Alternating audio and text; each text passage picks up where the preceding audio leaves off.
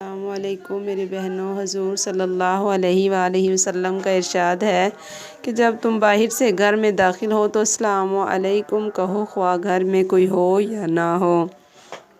اس کے بعد السلام علیکہ یا رسول اللہ کہیں اور پھر ایک بار سورۃ اخلاص پڑھ لیں۔ اس عمل سے اللہ تعالیٰ انسان کی مفلس یعنی غریبی دور فرما دے گا۔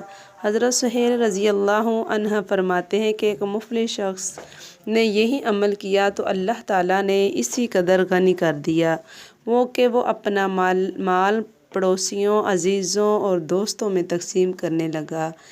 یہ کہ رسول صلی اللہ علیہ وآلہ وسلم کا ارشاد مبارک ہے کہ صبح و شام 3 بار سورۃ اخلاص، سورۃ فلق، سورۃ ناس کا پڑھنا ہر چیز سے کفالت کرتا ہے، ہر برائی کو دفع کرتا ہے۔